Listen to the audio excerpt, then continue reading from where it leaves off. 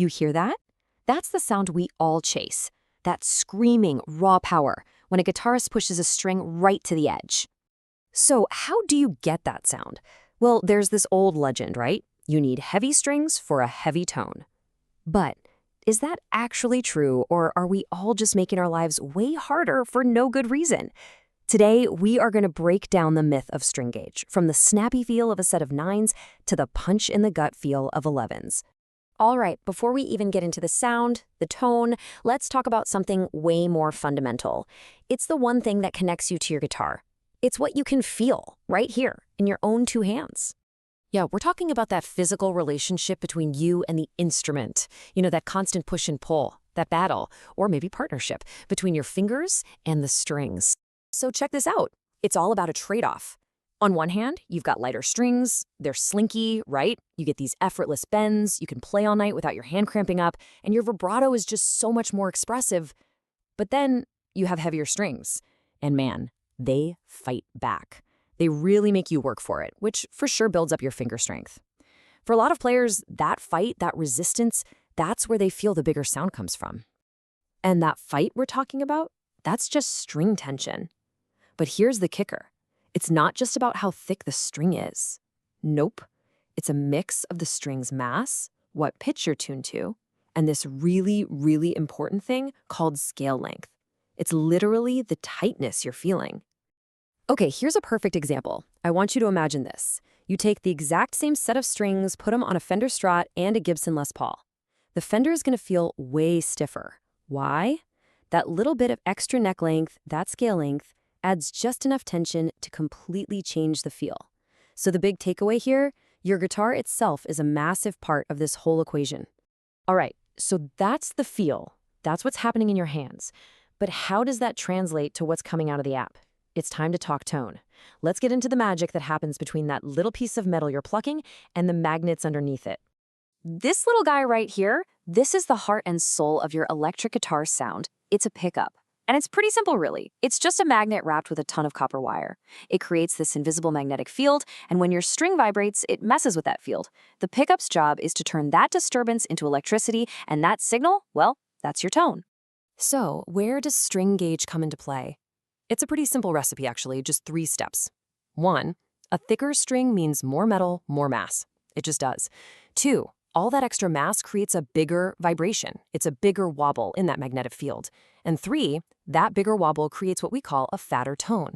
It's a louder, warmer signal that hits your amp harder, and yeah, it usually sustains for days. So what you end up with is this whole spectrum of sound. You got your lighter strings, say a set of 9s, and they're bright, they're snappy. The notes just jump right out at you, super quick. Then you move up to heavier strings, like 11s, and things change. You get this warmer, fuller sound with way more sustain. But the attack, it feels a little slower, kind of more compressed, like the note blooms instead of pops. So, okay, the physics seem pretty cut and dry, right? Heavier strings equal heavier tone. End of story. Case closed. Well, not so fast. Let's talk about the real world for a second, and some absolute legends who looked at those rules and just threw them out the window.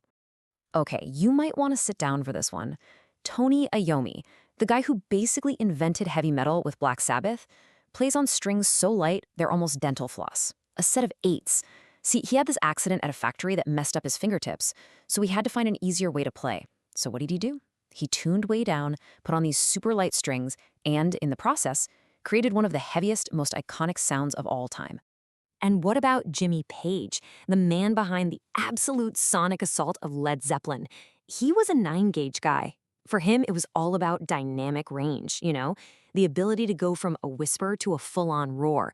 And get this, back before you could just walk into a store and buy light-gauge sets, he would literally throw away the low E string and replace the high E with a banjo string just to make his own custom slinky set.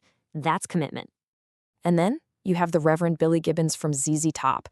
I mean, his tone is the definition of huge, Texas-sized, fat.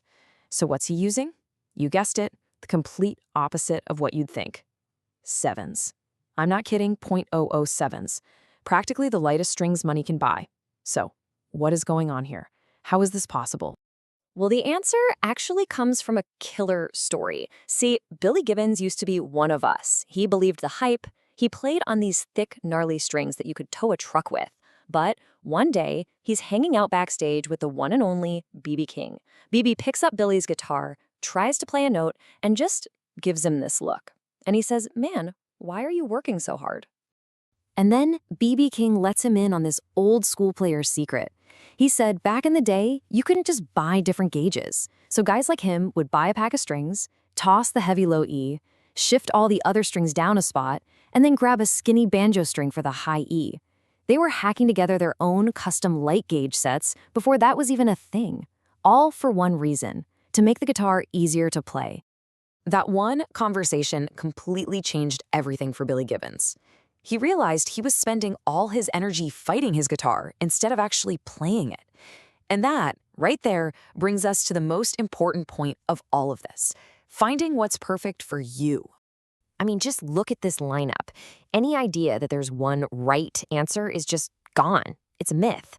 You've got Stevie Ray Vaughan on one end with strings like bridge cables, 13s, and on the other end, Billy Gibbons with his 7s, and everyone in between. Bonamassa, Satriani, Vai, Yngwie.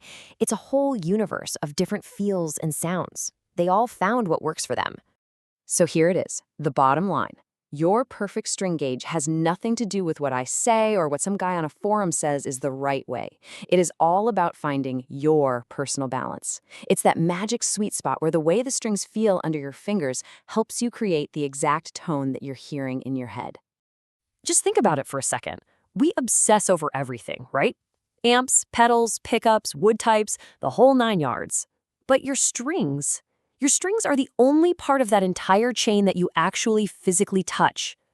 They are your direct connection to the music you're making. So I'll leave you with this question. Are you sure you're playing the right ones?